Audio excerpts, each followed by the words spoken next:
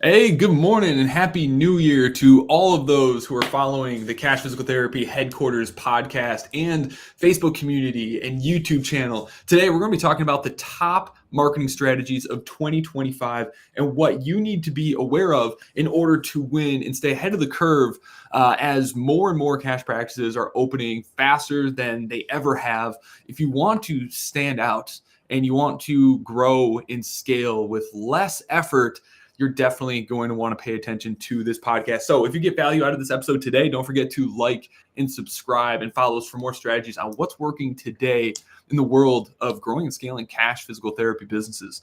As always, I'm here with my partner in crime, Dr. Ben Boggy. What's happening, man? Not much. Excited for the new year, fresh start. So that's right. 2024 didn't end too bad. It was a crazy year. So many things happened. So many things in the marketing world happened. So many things started to change and evolve with consumer behavior, and the world is just in a crazy place in 2024, wouldn't you say?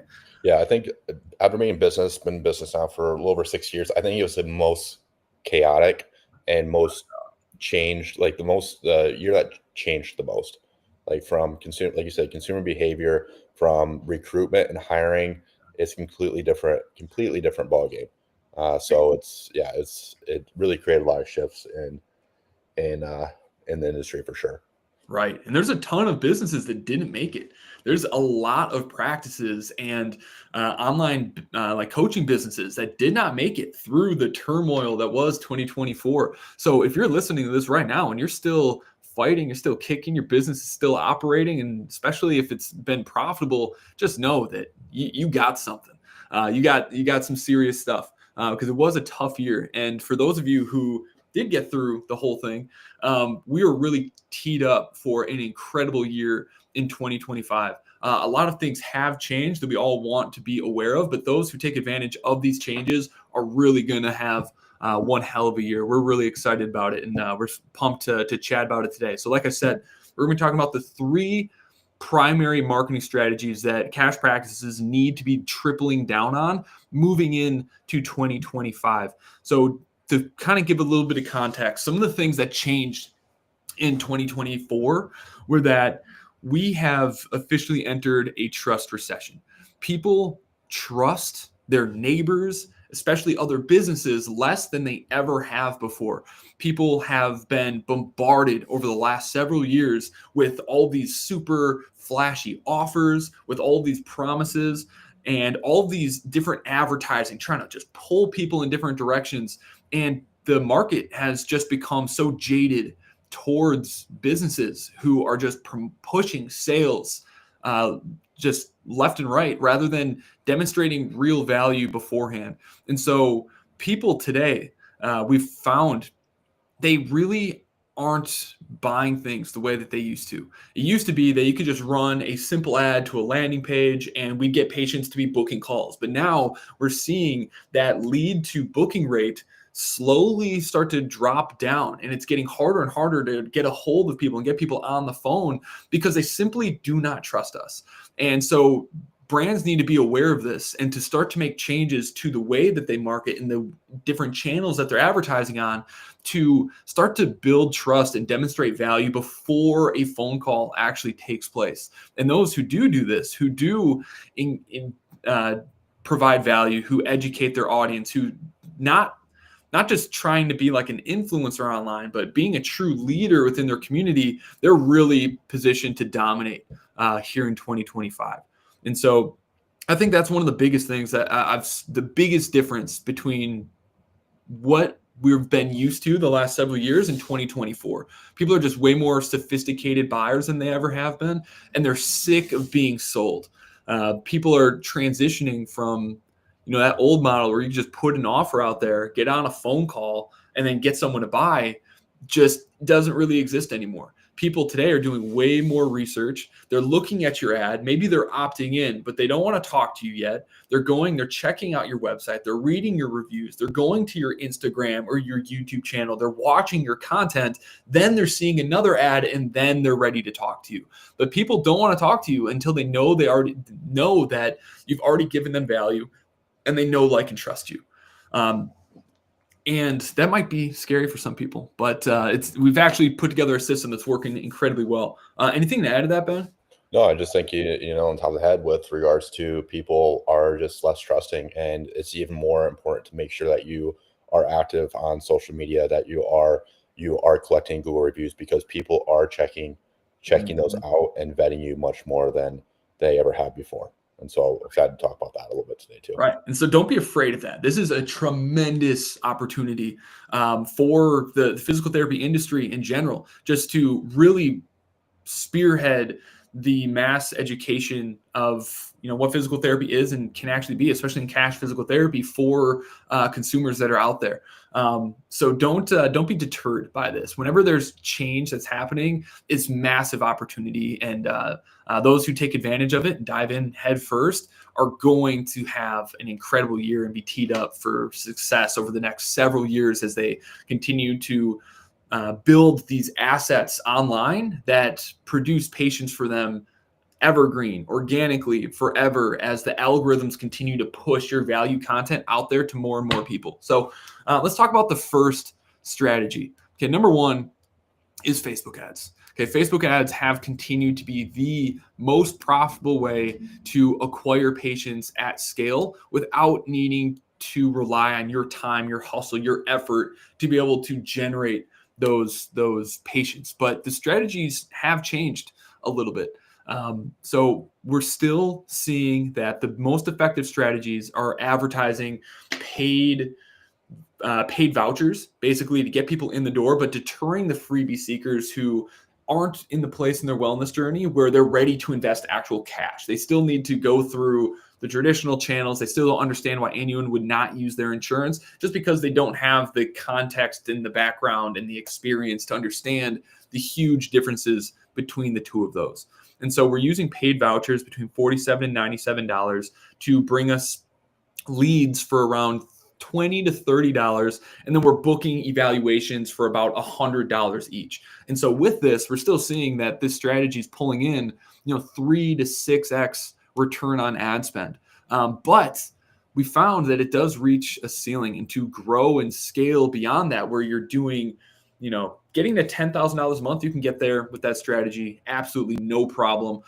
But in order to scale to 20K and 30K and 50K and beyond, that's when we're starting to feel the pressure from this trust recession, where we're starting to push our ads in front of more and more skeptical audiences. Well, now we need a better system to demonstrate value to these people prior to them ever actually booking.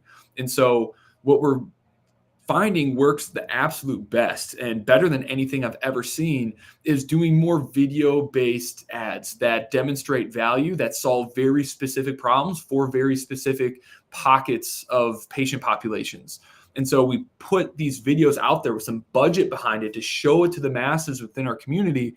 And then the people that watch our content, now we're retargeting them with the offer that we have for that particular population. So by the time we're inviting them to talk with us, they've already watched several of our strategic videos that highlight the problem that they're experiencing, that build our authority and help build the gap between where they are and where they want to be, so that they can understand the nuanced difference between in-network care versus cash-based care. And so that's really the biggest changes that you're going to want to be mindful of in 2025 for Facebook ads. Yeah, the great thing about Facebook ads too is it's really time leveraged. Like with workshops and stuff like that, it just takes so much upfront work, and it takes time to build those relationships versus the Facebook ads.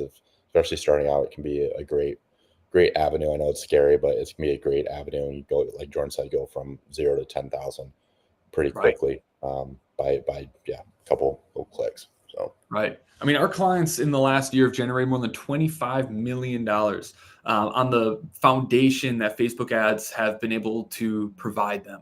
And so if you're fearful of investing in Facebook ads, or you feel like you need to be at a certain point in your practice before investing in Facebook ads, I strongly encourage you to save up some of your revenue.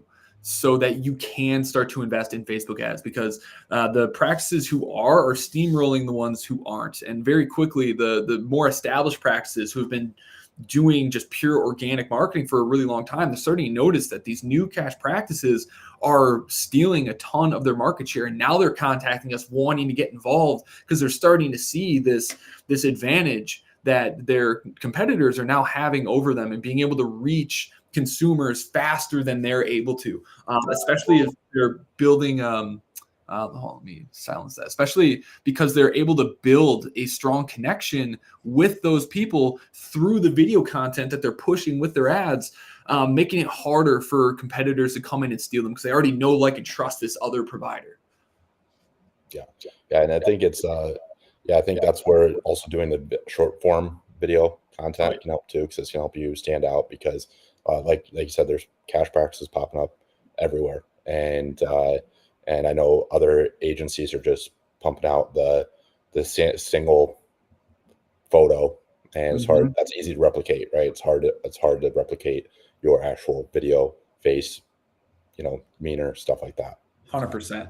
And so, like, the videos that are working the best with paid ads, we're not just talking about organic short form video. That's a different animal that we'll talk about here in a minute. But the ads that you're pushing out there, there's three types. There's value-based content where you're helping solve a very specific problem, putting your unique spin on false beliefs that consumers might have, talking about bad advice that your patient population might be getting from other providers that are out there, or demonstrating ways for consumers to actually solve their problems right then and there. So that's one type of video. The other type of video is social proof, where you're actually doing testimonial videos with your clients, where you're talking about, like, where they were at before working with us, what is stopping them from doing, what is life like now that they've gone through treatment, and what was their experience like. So very short 60-second videos for demonstrating value, or interviewing your patients, or actually sharing the story of your patients. We found that those have actually outperformed the actual testimonials at times, when you're just sitting down telling the story of a patient that you recently helped and the struggle that they had and where you're able to get them. So that's part number two. The third type is your unique method. Okay, what does your unique treatment approach actually look like? Kind of take them behind the scenes of the day in the life of, how is it, like, who do you work with? What's step one? Getting them out of pain. What's step two? Solving the root cause of their problem, so it's actually solved and doesn't come back a few weeks or months later. And then number three, maybe it's performance and pain prevention long term. So breaking down what exactly it looks like. So we have the awareness stage, where we're building up value and trust with that style of content. Now we're validating and increasing the belief that works through social proof content and testimonial videos and sharing reviews. And then we're helping them see and understand that this will also work for them by breaking down our unique process. And so we're hitting on very specific psychological levers that guide viewers of our content and our ads through the buying process, getting them ready to talk to us. That's why by the time they talk to us, they're already ready to book. And that's one of the biggest differences with this new strategy, is that the people who are opting into our ads, our booking rates going through the roof because of this, because they've watched our content and they already know they want to talk to us, and they know they want to work with us long term. And so using these videos, it hasn't really changed our cost per lead at all, but our lead to booking rate with this has now gone through the roof, and our package conversion rates has gone up because people are showing up much more bought in, much less skeptical than they were using the previous strategy that we've used for the last 3 to 4 years. Yeah, it's also a great way to create content that addresses objections that they're having in their head. Yep. And so you're able to overcome those before you even get on the call, which makes them more warm too. Right. And so what Ben and I are really explaining to all of you is the market is transitioning, and what's working is, for businesses, is transitioning from a sales-led sales process where you're getting leads and you're just calling them repeatedly to get them on the phone, to then leverage, a powerful sales script to use motivational interviewing to get people to say yes. And so it's a very sales-driven acquisition strategy. And what's working now, because people are so burnt out from that, is a value-led sales strategy where we are allowing people to learn about us, go through our stuff, engage with our content before they're making a purchasing decision. And so instead of forcing sales, now we're creating the conditions where sales come to us through the content that we're pushing out there. And so this doesn't mean that you have to start posting every single day in your practice, but I would start to make that a part of your ongoing plan. But what we've been doing for our clients who don't have time to change their entire weekly schedule to create more content is we're producing those 3 core video types, and then we're running them as ads, and we're optimizing to get a 1 cent through play. That means for every time we spend 1 cent, we get one person to watch at least 15 seconds of our video. And so if you run ads to a video and your cost per through play is really, really high, that means it's not a good and engaging video. And so you want to keep producing videos, maybe 1 to 2 a week, until you find one video that you can optimize and get to 1 cent per through play. That is an ad that you can scale to the moon, and then you can retarget people who have viewed that with your offers. That's how you're going to build these massive retargeting audiences of people who already know, like, and trust you, and then place your offer in front of them when they're ready. So that's really the breakdown of how Facebook is evolving into 2025. If you want to remain competitive, if you want to make it difficult for your competition to steal your ads and the creatives you're using, start creating content. Start creating videos, outlining your process, helping people for free, and pushing that content out to your community, then remarketing to them with a specific paid voucher. Yep, I love it. And then with regards to short form content, does that change for organic versus paid, and how do you go about that? Yeah, short form video is now king. Okay, every single platform has modified their entire strategy and user retention strategy entirely based around short form video. And so just to give you all a little bit of like context around this, like ever since TikTok exploded, it completely changed the algorithm for how short form content works. Because originally platforms like YouTube and Instagram, their short form strategy was entirely based around how many followers do you have, and then your videos got shown to your followers. And so everyone was playing a game of getting as many followers as humanly possible, because more followers meant more views meant more sales. They have switched their entire strategy because TikTok came in and obliterated the competition and took the crown of short form video, because their algorithm is based off of an audience match algorithm, not how many followers you have. It was basically so that if you make a video for a very specific niche, it's going to try to show your next video to people who are similar to those who watched your first video. And so they created an algorithm where your short form content can go viral very, very quickly, because it's not just showing it to your followers, it's showing to people with interests similar to the video that you just created and to those who watched that first video. And so on TikTok, you're able to stack up thousands and hundreds of thousands and millions of views very, very quickly, because their algorithm was designed to show your videos to the masses, not just people who showed interest in you specifically. And so Instagram has now adopted this. YouTube has now adopted this. And it's been so successful that LinkedIn in 2024 now created their own short form video platform. And so short form is exploding. And because of these changes, it makes it possible for small businesses with very few followers to make a fortune through short form video, because of how this algorithm is now set up to show your videos to more non-followers so that people can discover you much more easily. And so in 2025, you want to start to build your arsenal of long form acquisition assets, your short form videos, and produce at least 1 to 2 of those every single week, and allow those to compound over time to continue to produce patients for you. Is that clear? You got a question on that, Ben? No. Is there? I guess I know one thing is people's time is going to be the thing that they feel is going to get in the way. Yep. What are some things that you found, whether it's like AI or editing that you found to be helpful for people? Yeah. So if you're just getting started with short form content, just know that it's more important to get started than to try to make things perfect. Okay. Quantity produces quality. And so the most important thing is to just get started. Think about the most common pain points that your patients have had and start to produce videos to answer those questions and to solve those problems. Just one or two of those a week. They only have to be 60 to 90-second videos. It's very easy to come up with. And don't try to become this creative genius.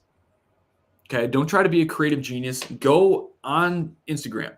And what you can do is, because Instagram, because of this, they've been really focusing on their becoming kind of like a search engine. So if you go into your app and go to into the Instagram app, go to search and just type in knee pain relief, we'll call it. Okay. You'll find, and then you can filter it by reels specifically. And you want to find outlier pieces of content that other physical therapists or chiropractors or personal trainers have already made for solving knee pain, if that's the audience that you want to target with your Instagram channel. And so you want to find the outliers, but we don't really care about views.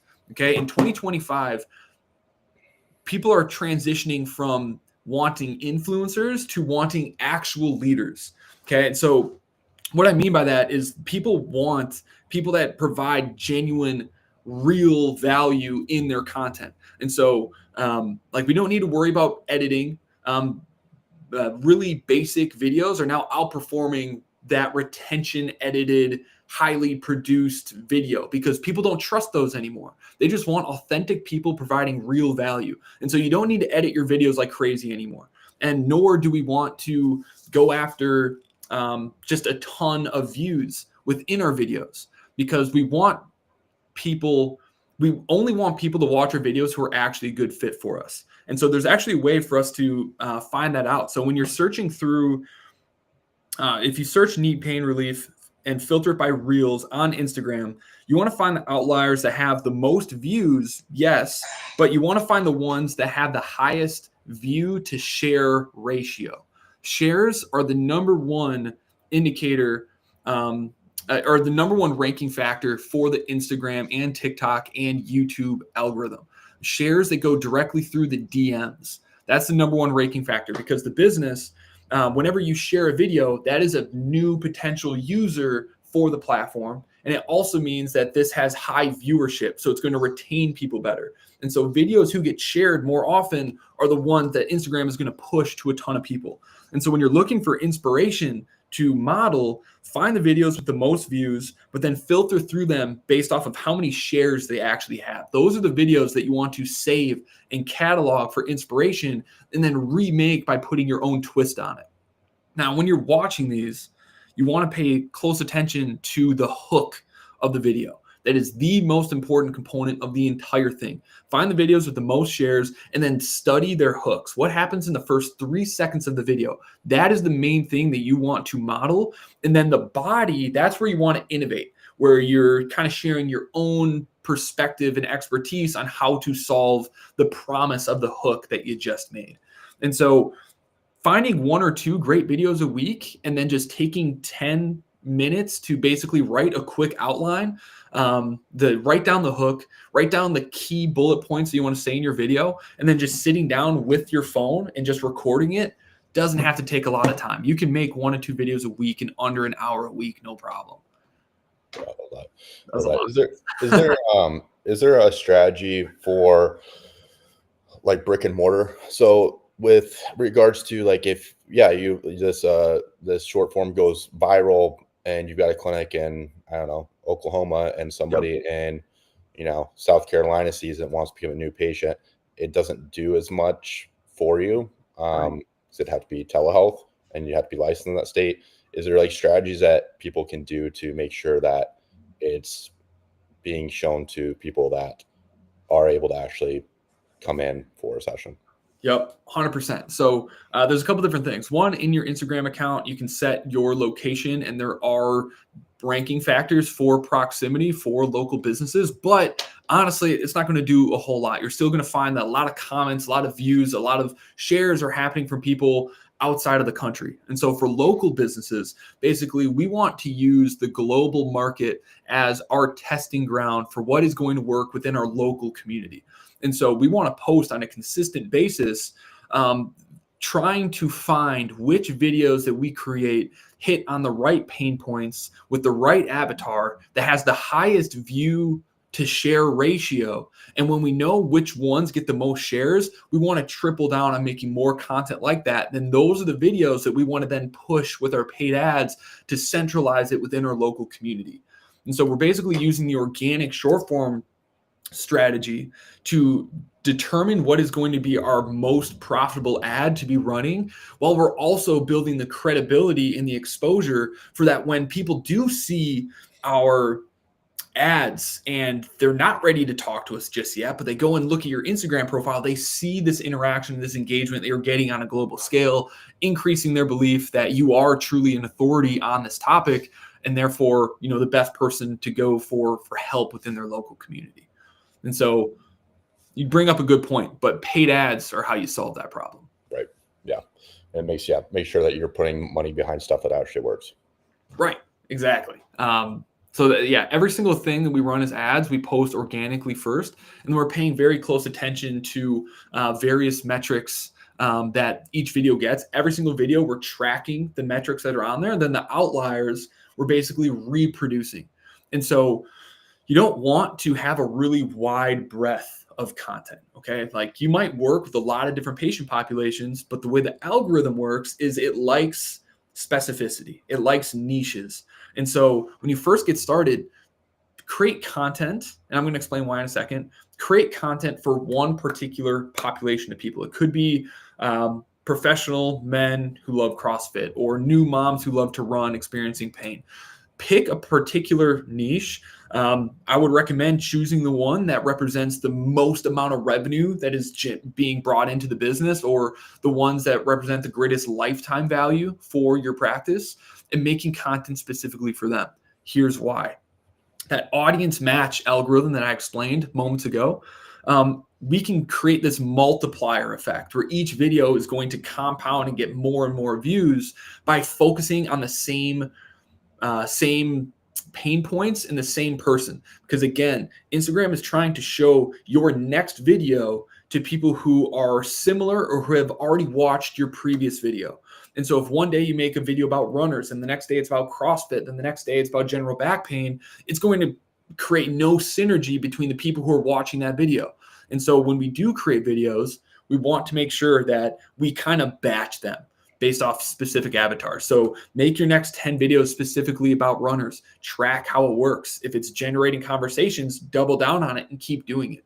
But basically, we want to batch content until we find the populations that it's really going to connect with, and then keep making content around those. You'll find that the people who are the most successful in this game, they recreate the same video 20 different times in 20 different ways. And so content marketing can be kind of boring because you're talking about the same thing very, very often. That's how you stack up views. It's how you find what works the best and find out what ads are then going to produce you tens and hundreds of thousands of dollars within your business by having this steady, consistent stream of new content going out there that you're measuring and reproducing. Yeah, all of it. All of it.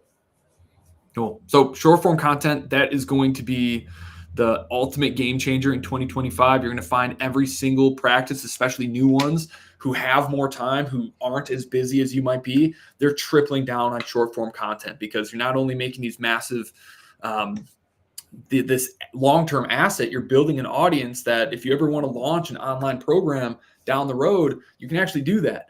Because you have an audience. Maybe once your practice gets to a point where it's self-sustaining, like Ben's, it's like, hey, I have this massive audience and 80% of it is outside of my community. Maybe you launch an online course so that you can then sell and monetize some of that traffic, which then pays for the ads to push to your local community.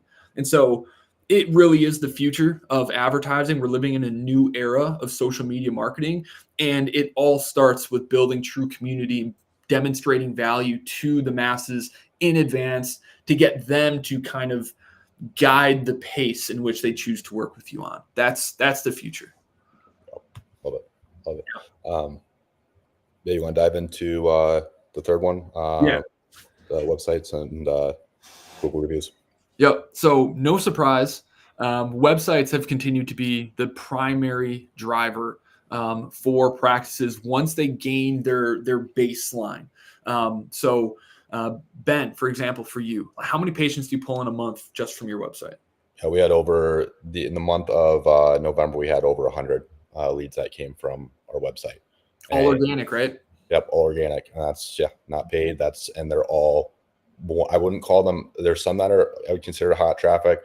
Vast majority are warm. There's a few cold traffic leads that will come in, but they're all warm for the most part. Because again, most of them found us on Google. They saw over 200 plus 5-star reviews. They read through those, and you get a lot of obviously social proof from that. And then they visit a website, and we have specific messaging on there that again validates that they're in the right place, and then encourages them to opt in. And we don't just have like one opt-in option. Every buyer's at a different buying pocket, whether they are just thinking about it, they're gung-ho, they know they want to do this, or somewhere in between.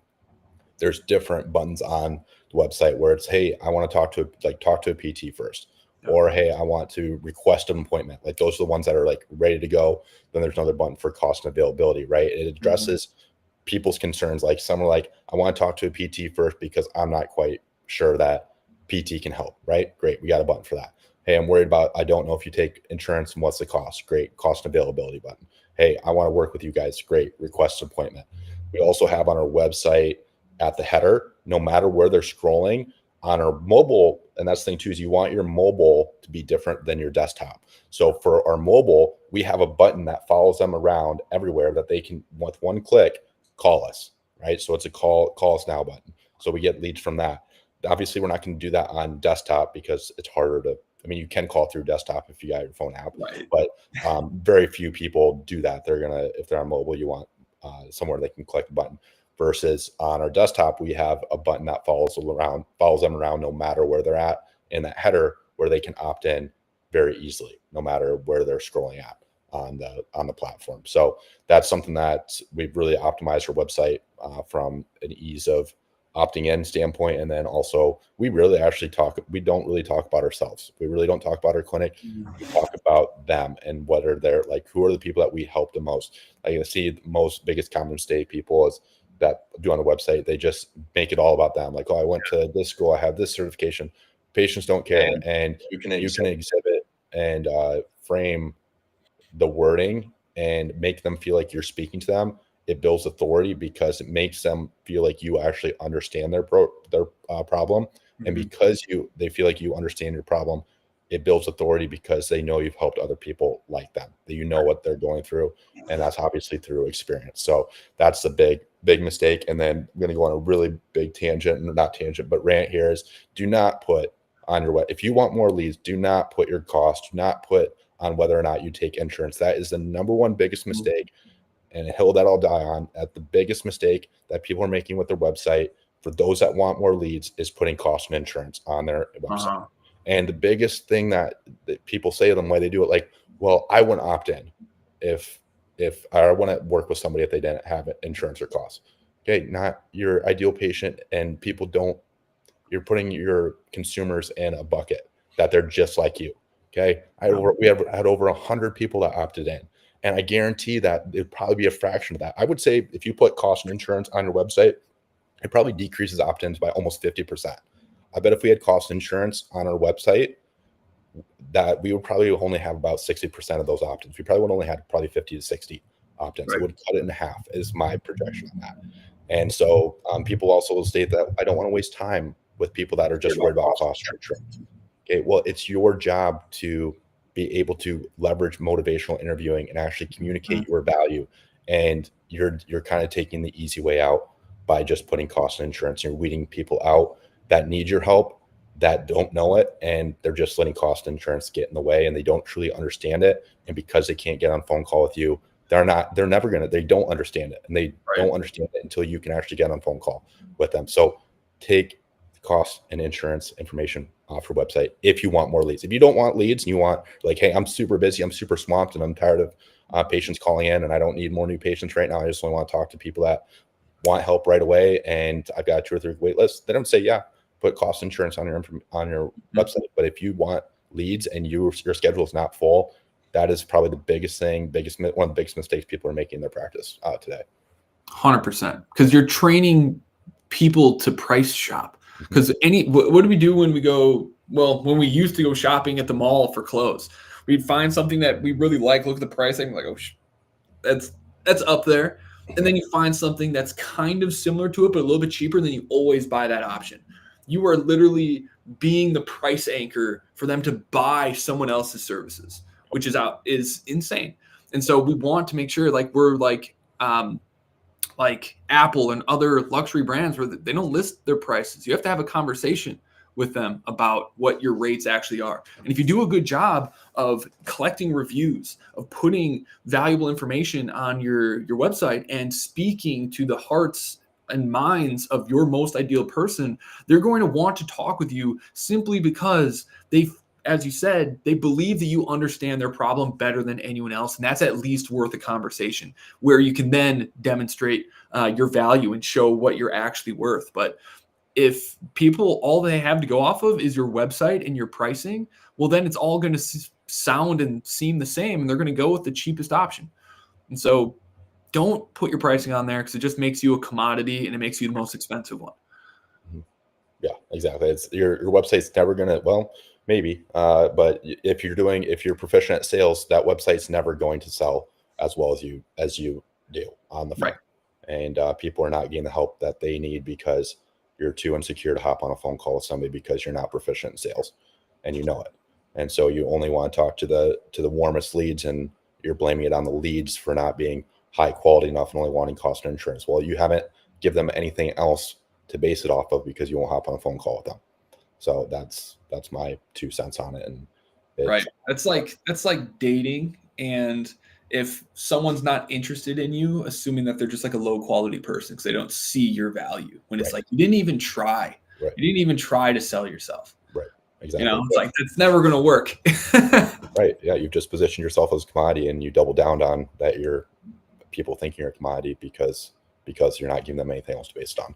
Right. And so I think this is actually a really good way to kind of segue back to what you're talking about, the different opt-in forms, because I think that's really important. Oh, how you doing on time? I got a good 5 minutes here. Okay, cool. We'll end on this. Okay. A lot of people think that there's bad leads, and that is completely false. There's no such thing as a bad lead. It's just a person at a different stage on the buyer journey. Okay. There's awareness, there's consideration, there's decision, there's fulfillment, and then there's like the retention stage where people become actual fans. And so when most people say like these are bad leads, what you're really saying is they're not the leads that I'm used to getting who are referred to me, who are already in the decision stage. A lot of the people that you're talking to are just in the awareness stage or in the consideration stage, and you're not used to having to actually prove that you're worth something. And so what Ben was talking about on the website, which is one of the easiest things you can do to get more leads through the traffic you're already getting, is instead of having like a book a call now or book a discovery visit or give us a call, just one button. Okay. When we just have one call to action on our page, that only speaks to people who are already at the decision stage in the buyer journey. That, as Ben said, we have speak with a PT, request information on pricing and availability, booking. What were the other ones? Request an appointment. Request an appointment. I think there's 4. What was the 4th one? The other one is we technically have 5. There's another button where they can just call if they're on mobile. Calls the clinic. 5th one is where they can actually book a discovery call. It takes them to a Calendly link where they can book a call. A free discovery call. Yep, and pricing and availability. And so we have different call to actions on the page to speak to different stages of the buyer journey so that we're capturing that traffic, every type of traffic that the website's getting. And so that's a really, really easy way to do it. So How do we actually get people to the website? Now, as I said before, the most important thing to understand about consumer behavior today is they're not just checking out your ads and opting in. They're looking at your ads, looking at your Instagram, looking up your website and reading your reviews, then seeing your ad again, and then actually buying. And so our reviews are absolutely critical in not only selling the traffic and the people that are seeing our ads, but also getting people to the website. So Ben, how do you recommend practices generate more consistent reviews? Just by asking. It's as simple as that. Like I see people get so caught up in, oh, I don't know how to ask. I don't want to come off this certain way. Do I need to send them a link? Do I need to do this? How do I position it? When do I ask? Just ask. Like every single week, just ask. Patience. I see paralysis by analysis way too often in this. And usually when, like we just had a couple clients that made a big push and at the end of the year to get more reviews, and they crushed it. And I'm like, oh, what did you do? What was the number one thing that you did? We just started asking more consistently. That's all it was. It wasn't like, oh, they sent them this fancy link. They didn't send them an email. They didn't send them a text. They didn't, ask when at the last visit or the first visit. Like it was none of that. It's just they said, they simply asked. So it's really that simple. It's just asking, and people will state that they just feel awkward asking. It's like patients want to help you. If you've made a big change in life, they want to help you any way that you can. And 99.9 are going to be patients that you ask are going to be ecstatic to leave you a review when you've made big changes in their life. So they want to help, and they'll go over the moon to do it. They're actually honored when you asked. And so give them that opportunity to get back and explain to people and let them know too, like, hey, I know you've been to tons, gone through a lot in the last 5 years of trying to find the right help. I'm sure you wish you probably would have found me the first one, right? Well, yeah. Okay, awesome. Well, by you sharing your story, it's going to help other people like you that were in that rat race and that hamster wheel be able to find that help much earlier, so they don't have to go through all the frustrations that you did. And also helps us, as you know, we're out of network and we don't get a whole lot of referrals from physicians, and we are based on the reviews and results that we get for patients. Are you down to leave a review to help other people find us that need the help, and also help us as a practice be able to help more people too? Right. That way, you're good to go. Right. If the Salvation Army guy can stand outside of a Pick and Save and ring a bell and ask every human being that walks by for cash, I think you can ask someone whose life you just changed for a Google review. Right. It's crazy how so many physical therapists, they're such givers, but it's so they resist receiving and asking for anything in return. And so we got to fix that mindset. We got to focus on just every single person, whenever they say anything positive about your care, ask them for a review, because it is the second biggest ranking factor on search engines for your website. And every single person that interacts with your Facebook ads or any other marketing you're going to do today, they're not just going to opt in. They're going to go check out your stuff. And so today it's more important than ever, not just for your website traffic, but also for the success of any advertising or content strategy you do to grow your practice, even in workshops. You think some new gym that you're networking with is going to say yes to you coming in and doing a workshop without first doing their research on you? Ask for reviews. It's not hard. People love to do it. And you did a great job. They give them the opportunity, as Ben said, to give back and appreciate you and help support your business. Yep. 100%. Cool, everybody. Those are the 3 biggest marketing strategies to focus on going into 2025. We talked about the shifts that are happening in the marketplace and how to stay ahead as a cash physical therapist with all the new consumer behavior changes that we're seeing happen, with the changes that are happening in the social media marketplace. So if you have any questions, want to learn how to run Facebook ads, want to learn how to create short form content, or need help getting a high performing website built, let us know in the comments. We'll follow up with you and share some tools and resources to help you do that so you can make 2025 the best it can be.